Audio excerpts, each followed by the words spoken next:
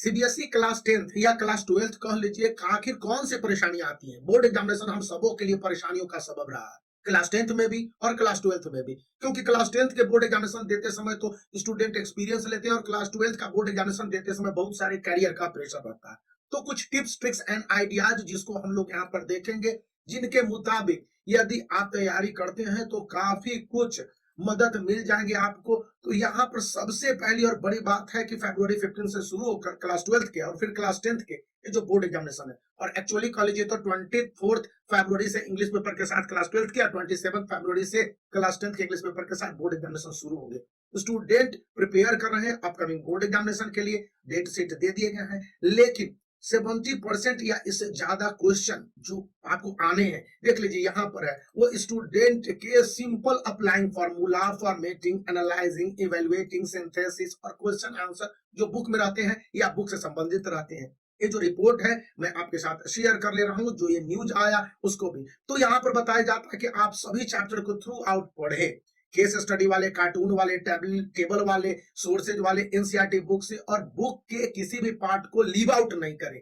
क्योंकि यही एडवाइजेबल है और यही सिक्रेसी है कि बोर्ड एग्जामिनेशन में किस तरह से अच्छे मार्क्स आप ला सकते हैं।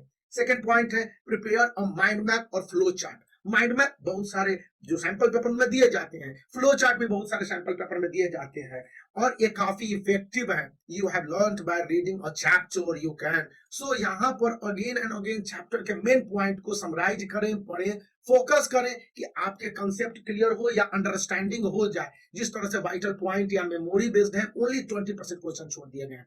प्रैक्टिस करने हैं प्रीवियस ईयर क्वेश्चन पेपर को। जब आप प्रीवियस ईयर क्वेश्चन पेपर को प्रैक्टिस करते हैं, उस समय यह पता चल जाता है स्टूडेंट को कि वो किस पानी में है या कितने पानी में है।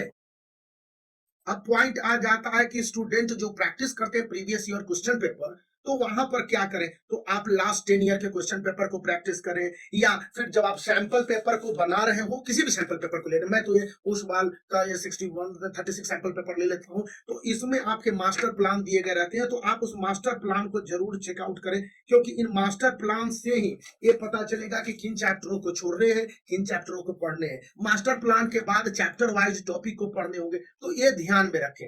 प्रैक्टिस वेरियस क्वेश्चन पेपर्स, अलग अलग तरह के सैंपल पेपर बना, एक ही सैंपल पेपर पर स्टिक नहीं रहे आप। मैं कह रहा हूं कि वो सवाल गुरुकुल का बना लीजिए, आप एक और सैंपल पेपर अपने दोस्त से ले लीजिए, एक्सचेंज करना याद रखिए। फिर follow the practice sample paper. CBSE ने भी सैंपल पेपर को बताया हुआ है और आपको हाईलाइट किया, तो आप उसको भी क्यों नहीं बना लेते हैं? क्योंकि उसको बनाने से थोड़ा सा मदद ही मिल जाएगा और 100% रिलायबिलिटी आप में आ जाएगी कि किस तरह से बनाने हैं। फिर है कि ये एडवाइस किया जाता है कि क्वेश्चन को बिगिनिंग से लास्ट तक बनाएं। कई बार सीक्वेंस या सीरीज को गलत कर देने के कारण स्टूडेंट के मार्क्स नहीं मिल पाते या बहुत सारे टीचर इरिटेट कर जाते हैं, तो वहां पर भी ध्यान रखने हैं। और जो भी टाइम पीरियड अलॉटेड है, या फिर क्वेश्चन पेपर के लिए एमसीक्यू बेस्ड क्वेश्चन है, सोर्स बेस्ड क्वेश्चन है, इन सब का आंसर निकालते समय आप इस बात के लिए तैयार रहें कि जितना पढ़ेंगे उतना ही बेहतर आपका आंसर मिलेगा। फिर है कि जो भी क्वेश्चन के आंसर को लिखे, अच्छी तरह से लिखे, पढ़े जाने योग्य लिखे, और पॉइंट वाइज आंसर देना याद रखें।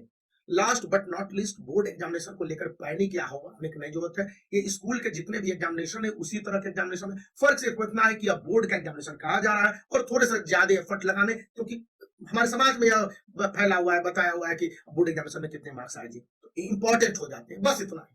तो इस वीडियो को लाइक करने के साथ चैनल को सब्सक्राइब करके रखिए, और किसी भी सब्जेक्ट के थ्योरी पेपर और या फिर एमसीक्यूज है, रीजनिंग को लेकर मिसकंसेप्शन नहीं पता, लॉन्ग आंसर वाले क्वेश्चन की जगह शॉर्ट आंसर वाले पॉइंट वाइज क्वेश्चन के आंसर लिखें, और इसको करने से आपको काफी मदद मिल जाएगी।